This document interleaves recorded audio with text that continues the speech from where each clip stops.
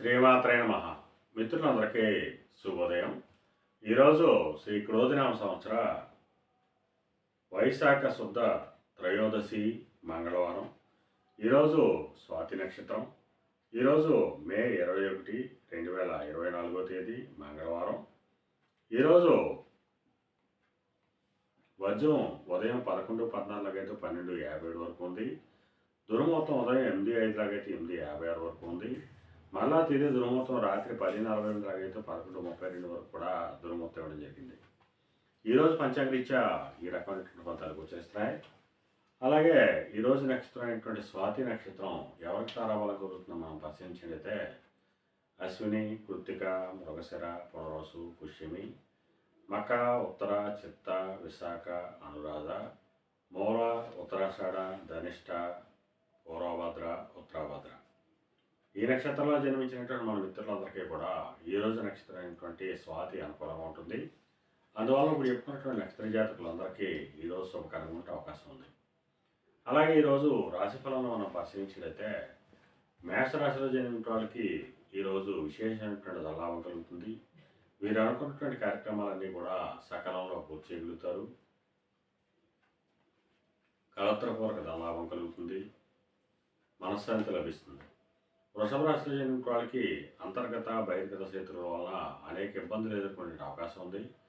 అందువల్ల శత్రువుల పట్ల అప్రమత్తంగా ఉండవలసిందిగా తెలియజేయడం జరుగుతుంది. మిథున రాశిలో జన్మించిన వాళ్ళకి సంతానానికి సంబంధించిన శుభవార్తలు వింటారు. వీరికి సంబంధం తీసుకున్న నిర్ణయాలన్నీ కూడా ఈరోజు సఫలమయ్యేటువంటి అవకాశం ఉంది. కర్కాటక రాశిలో జన్మించిన వాళ్ళకి ఆకస్మిక ప్రయాణాలు చేయవలసిన అవసరం ఉంటుంది. అటువంటి ప్రయాణాల్లో ప్రమాదాలు ఉంటాయి కాబట్టి తగిన జాగ్రత్తలు తీసుకోవాల్సిందిగా శాస్త్రీరీత్యా తెలియజేయడం జరుగుతుంది. సింహరాశిలో జన్మించిన వాళ్ళకి పరాక్రమవంతమైనటువంటి ఆదాయ వనరులు ఏర్పడతాయి. సంఘంలో గౌరవ మర్యాదలు, పేరు ప్రతిష్టలు పెరిగేటువంటి అవకాశం ఉంటుంది. కన్యా రాశిలో జన్మించిన వాళ్ళకి ఆదాయ వనరులు పెరుగుతాయి. నూతన వ్యాపార భాగస్వామ్య ఒప్పందాలు కలిసి వచ్చేటువంటి అవకాశం ఉంటుంది. తులారాశిలో జన్మించిన వాళ్ళకి ఆరోగ్యం చేకూరుతుంది. కొద్దిపాటి ఆదాయ వనరులు పెరిగేటువంటి అవకాశం ఉంటుంది. వృశ్చిక రాశిలో జన్మించిన వాళ్ళకి అతి సామాన్యంగా ఉంటుంది. ఆరోగ్యమంగా ఏర్పడుతుంది. ధనవ్యయం కలుగుతుంది. ధనురాశిలో జన్మించిన వాళ్ళకి చేసేటువంటి వృత్తి వ్యాపారాలు లాభసాటిగా సాగుతాయి. నూతన వ్యాపార భాగస్వాములతో ఒప్పందాలు కుదిరేటువంటి అవకాశం ఉంటుంది. మకర రాశిలో జన్మించిన వాళ్ళకి నిరుద్యోగులకు ఉద్యోగ అవకాశాలు పెరుగుతాయి. ఉద్యోగస్తులకి ప్రమోషన్లు కానీ ఇంక్రిమెంట్లు కానీ వచ్చేటువంటి అవకాశం ఉంటుంది. కుంభరాశిలో జన్మించిన వాళ్ళకి చేసేటువంటి వృత్తి వ్యాపారాలు లాభసాటిగా సాగుతాయి. ఉద్యోగస్తులకి ప్రమోషన్లు కానీ ఇంక్రిమెంట్లు కానీ పడేటువంటి అవకాశం ఉంటుంది. మేన రాశిలో జన్మించిన వాళ్ళకి పితృరాజధానికి సంబంధించిన శుభవార్తలు వింటారు. పితృవర్గీయంతో ఉన్నటువంటి విరోధాలు కూడా తొలగిపోయేటువంటి అవకాశం ఉంది.